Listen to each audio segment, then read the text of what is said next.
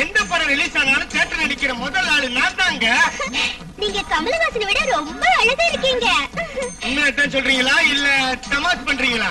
இல்ல ராஜு, நான் தூங்கிட்டு இருந்தப்போ நீங்க என்ன சுத்தி சுத்தி வர மாதிரி நான் கனவு கண்டேன். ஐயோ, எனக்கு சொர்க்கத்துல மிதக்கிறது மாதிரி இருக்குங்க. ஆயிரத்தில் முழுக்கியம்மா நீ, உலகம் அறிந்திடாத பிறவியம்மா நீ. இந்த செலப்பா வேண்டாம் சார், இத பிரீச் சேரிட்டி ஸ்கீம்ல டெபாசிட் பண்ணுங்க. என்ன செலப்பா, இந்த ஹாஸ்பிட்டல்ல யாருமே டிப்ஸ் வாங்குறது இல்ல. எல்லாரும் பிரீச் சேரிட்டி ஸ்கீம்ல டெபாசிட் பண்ணுங்கன்னு சொல்றாங்க. அதான் சார் பிரீச் ஹாஸ்பிட்டல். ரொம்ப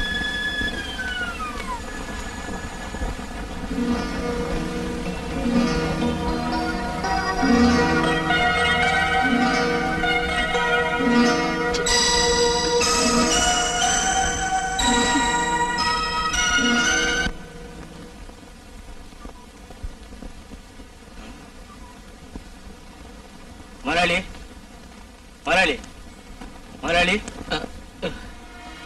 என்ன முத்து? எப்ப பார்த்தாலும் நீங்க இப்படி பிடிச்சுக்கிட்டு இருந்தா உடம்பு என்னத்துக்கு ஆகும்?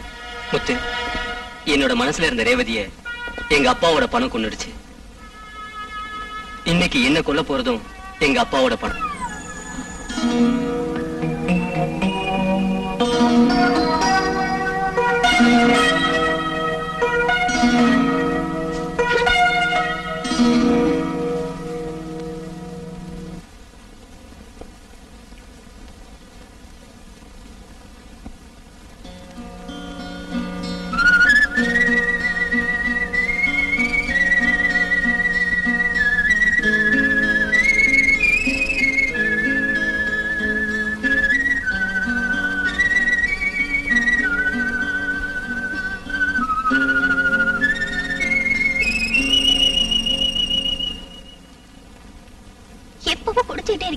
அப்புறம் எதுக்கு நீங்க என்ன கல்யாணம் பண்ணிட்டீங்க? அது என் கதை தான் உனக்கு தெரியும்ல. எங்க அப்பாவோட உங்க அப்பாவோட பலவந்தத்தினால தானே நம்ம கல்யாணம் நடந்தது. அப்போ உங்களுக்கு என்ன பிடிக்கலையா சொல்லுங்க. எங்க அப்பா உனக்கு தாலி கட்ட சொன்னாரு, கட்டிட்டேன். உங்களுக்கு வெக்கமா இல்ல இப்படி பேசுறதுக்கும் செய்யறதுக்கும்? இத பாரு, இன்னொரு விஷயம், நீ உன் இஷ்டப்படி எப்படி வேணா வாழலாம். ஊர் உலகத்துக்கு முன்னாடிதான் நீ எனக்கு பொண்டாட்டி. கடைசியா சொல்றேன், தயவு செஞ்சு என்னை இனிமே தொந்தரவு பண்ணாத.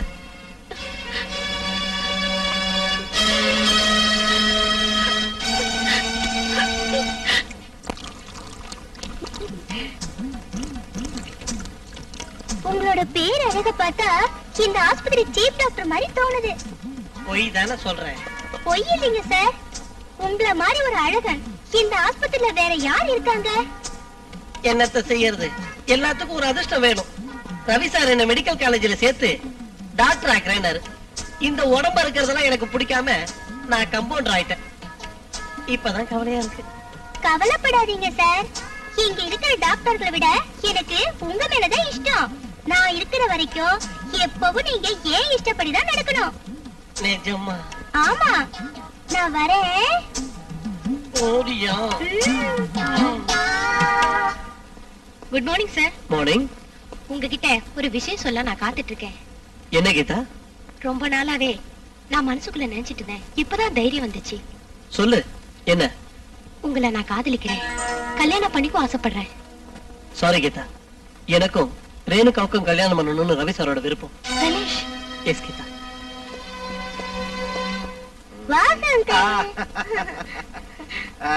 அங்கிள், நானு டான்ஸ் ஆடணும், அதனால நீங்க ஒரு பாட்டு பாடுங்க அங்கிள். ஷீலா, நான் பாட்டு பாடினா அதை கேட்க கழுததான் வரும். நான் டேப்ல பாட்டு போடுறேன், அதுக்கு டான்ஸ் ஆடு. போ போ.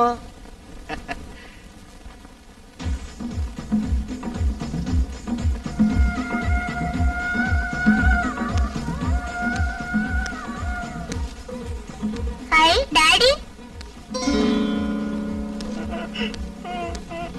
ஏமா ஷீலா அழற? டாடி, என் கூட பேச்சல. டாடிக்கு உடம்பு சரியில்லை, நீ வாமா, நான் உனக்கு ஒரு கதை சொல்றேன். என்ன? வா வா.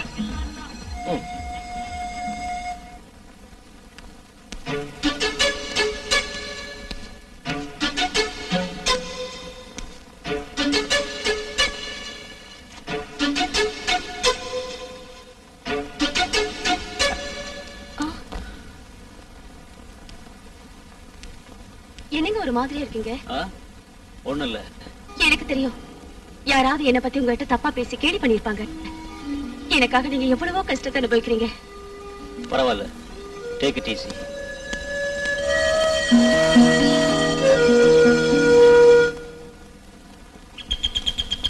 குழந்தை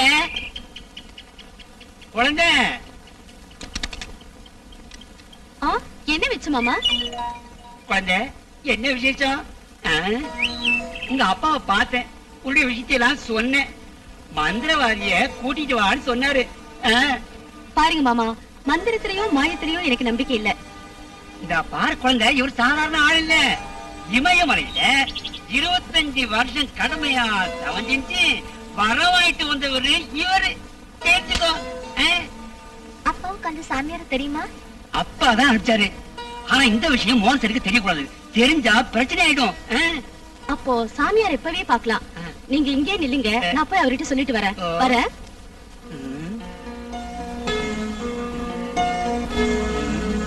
அதெல்லாம் அப்புறம் சொல்லலாம். ஒரு ஃப்ரெண்டோட கல்யாணத்துக்கு போறேன்னு மட்டும் சொன்னா போதும். சும்மா எதுக்காக ஊரை சுத்தி பணத்தை செலவு பண்ணணும்? ஏய், நான் சொல்றத மட்டும் கேளு. இங்க இப்படி இருந்தா நான் எப்படி ஜாலியா பேச முடியும்? ஒண்ணும் தெரியாம இருக்கே. என் மேல கோவப்படாதீங்க. நீங்க கூப்பிட்ட இடத்துக்கெல்லாம் வரேன். எனக்கும் ரொம்ப ஆசையா தான் இருக்கு. அப்போ நான் என்ன சொன்னாலும் கேட்கணும். ஆமா ஆமா, நீங்க சொன்னதை எதுதான் நான் கேட்கல. அப்ப இப்ப ஒரு முத்தம் கொடு, பாக்கி நாளைக்கு.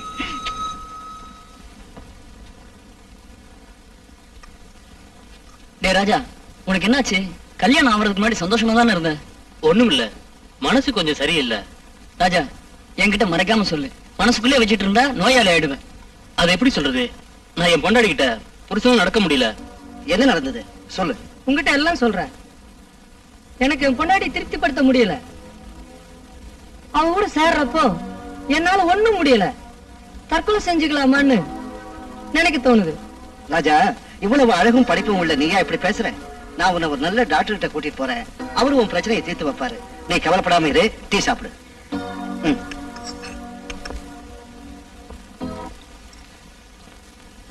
ரேணுகா, நாம 2 பேரும் ஒன்னா ஃபாரின் போகணுங்கிறதுக்காக தான் நான் இவ்வளவு தாமதம் பண்றேன். உன் முடிவு என்ன சொல்லு. நீங்க தனியா தான் போக வேண்டி வரும். பல தடவை உங்ககிட்ட நான் இத பத்தி தீர்மானமா சொல்லியிருக்கேன். நான் சொல்றதையே உங்களால புரிஞ்சுக்க முடியலன்னா பின்ன எப்படி நீங்க நோயாளிக்கு ட்ரீட்மெண்ட் தரீங்க? என் இதயத்துல நிறைஞ்சு நிக்கிறது நீங்க மட்டும்தான். ஆனா ஏன் இதயத்துல வேறொரு ஆள் இருக்காரு. அதை புரிஞ்சுக்கிட்டு தயவு செஞ்சு என் வழியில என்ன விட்டுடுங்க. அப்போ இதான் உங்க கடைசி முடிவா? ஆமா, இதுல எந்த மாற்றமும் இல்ல.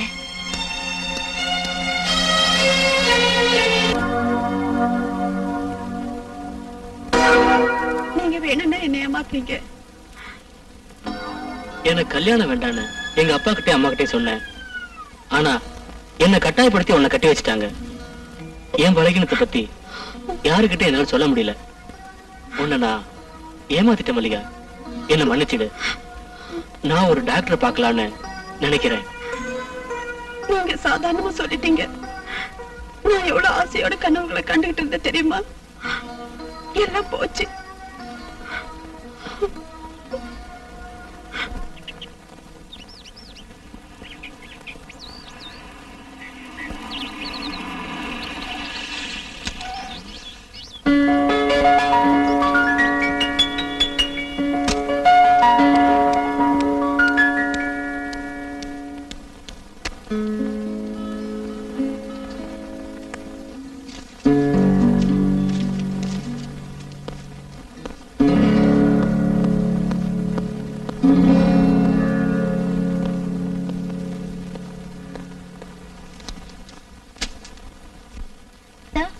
டாக்டர் கணேஷ் நீங்க கொஞ்சம் வார்ன் பண்ணணும்.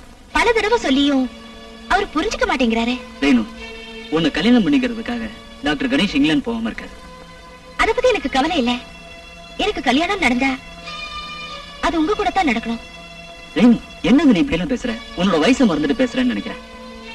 கணேஷ கல்யாணம் பண்ணிக்கிட்டு நீங்க 2 பேரும் சேர்ந்து இங்கிலாந்துக்கு போகணுங்கிறதா என்னோட ஆசை. நான் உங்க மேல ஆசை வச்சுட்டேன். என் இதயத்துல வேறொரு ஆளுக்கு இடம் இல்ல. ரேணு, உன்னோட மனசு எனக்கு புரியாம இல்ல. உன்னை படிக்க வச்சதும் என் சொத்து எல்லாம் உன் பேர்ல எழுதி வச்சதும் இதுக்கு தானான்னு எல்லாரும் பேசுவாங்கல்ல. அப்படின்னா நான் இங்கிருந்து போயிடுறேன். உங்க சொத்து எனக்கு வேண்டாம்.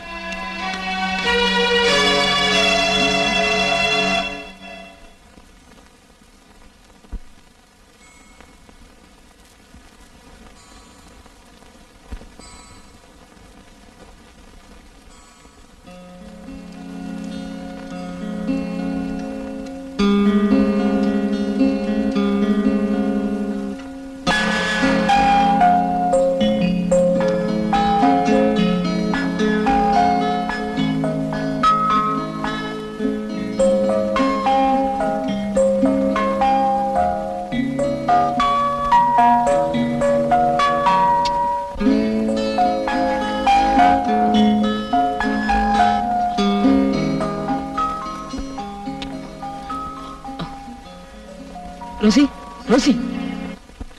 வணக்கம் சார். வணக்கம், வாங்க உட்காருங்க. Good morning sir. Good morning, உட்காருங்க. இவர்தான் ரேகாவோட புருஷன் மது. குட், உங்களை சந்திச்சதுல ரொம்ப சந்தோஷம். உங்க மனைவி இங்க அட்மிட் பண்ணிருக்கிறது உங்களுக்கு தெரியும்ல? தெரியும் சார். மிஸ்டர் மது, ரேகாவுக்கு இப்ப இருக்கிற மன வெறுப்புக்கு அதுக்கு ஒத்துக்காத காரணம் என்னன்னு உங்களுக்கு தெரியுமா? முதலிரவு அன்னைக்கு உங்க மனைவி கிட்ட முரட்டுத்தனமா நடந்துகிட்டதான் இது காரணம். அது உங்களுக்கு செக்ஸ பத்தின அறிவில்லாதனாலதான் நான் நினைக்கிறேன். Correct sir. ரேகாவை போய் பாருங்க. சரி சார்.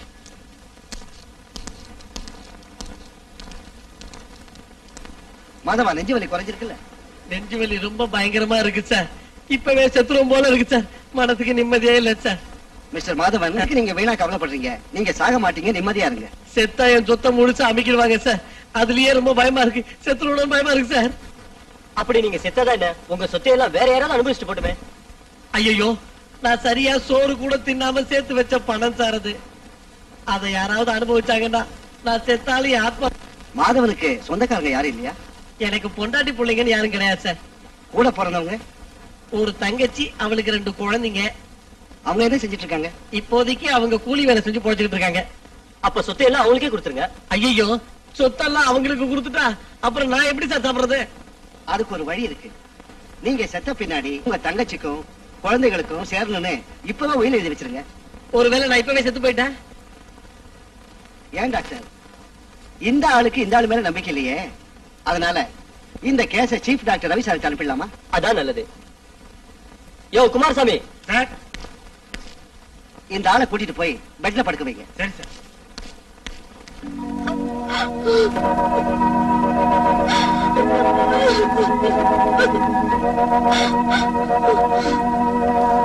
ரோசி, நீ ஒரு பொம்பளை தானே. ஒரு புருஷனோட ஆசையை தீர்க்கிறதுக்கு உன்னால முடியலன்னா நீ உயிரோட இருக்கிறது எதுக்கு? நம்ம சமுதாயத்தோட சட்டப்படி நீ உயிரோட இருக்கிறப்போ வேறொரு கல்யாணம் நான் பண்ணிக்க முடியாது. என் மேல எதுக்கு இப்படி கோவப்படுறீங்க? பின்ன இஷ்டம் இல்லாத ஒண்ணு வச்சுட்டு நான் என்ன பண்றது? எனக்கு இஷ்டம் இல்லாம இல்லைங்க. என்னவோ எனக்கு அதுக்கு முடியலைங்க. என்ன மன்னிச்சிடுங்க. சரி, அழாத ரோசி. என் மன கஷ்டத்தால ஏதோ சொல்லிட்டேன். கல்யாண வாழ்க்கைய பத்தி நான் ஆசைகளோட இன்ப கடவுள் கண்டேன். அதெல்லாம் நடக்காம போனதை நினைச்சா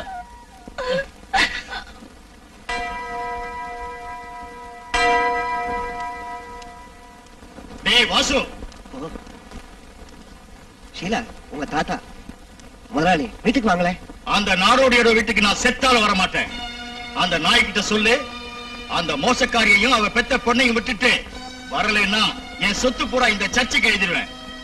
உலகம் 1000 சொல்லும். உண்மை தெரியாம கோவப்படாதீங்க முதலாளி. ஷீலா, உங்க தாத்தா பாரு. அவளோட ஒரு தாத்தா. நீ அழாதம்மா. ஒரு நாளைக்கு உங்க தாத்தா உன்னை பார்க்க கண்டிப்பா வருவாங்க. அப்போ புறப்படுறீங்க. இனிமேலாவது சந்தோஷமா வாழ்க்கை ஆரம்பிங்க.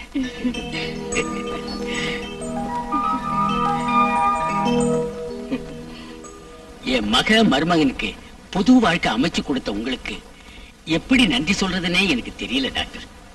உங்களை மாதிரி எல்லாம் தெரிஞ்ச ஒரு சமூக பிரமுகர் என்னை விட அதிகமா சாதாரண ஜனங்களுக்கு குடும்ப கட்டுப்பாடு திட்டத்தை பத்தி விவரமா சொல்ல முடியும். கல்யாணம் ஆகி குறைஞ்சது 5 வருஷத்துக்காவது நிறுவத்தை உபயோகிச்சு குழந்தை பெத்துக்காதீங்க.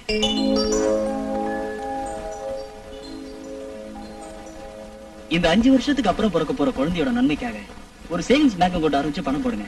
அப்போ ஒரு மகிழ்ச்சியான குடும்ப வாழ்க்கை நடத்த முடியும். இத்தனை நாளா செக்ஸ பத்தி சரியா தெரிஞ்சுக்காத எனக்கு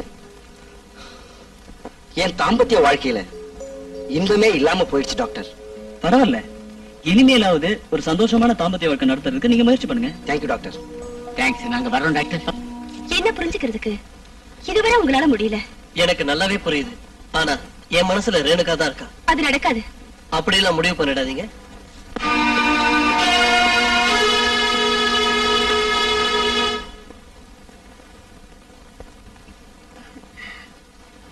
ரேகா, உன்கிட்ட நான் முரட்டுத்தனமா நடந்துகிட்டேன்.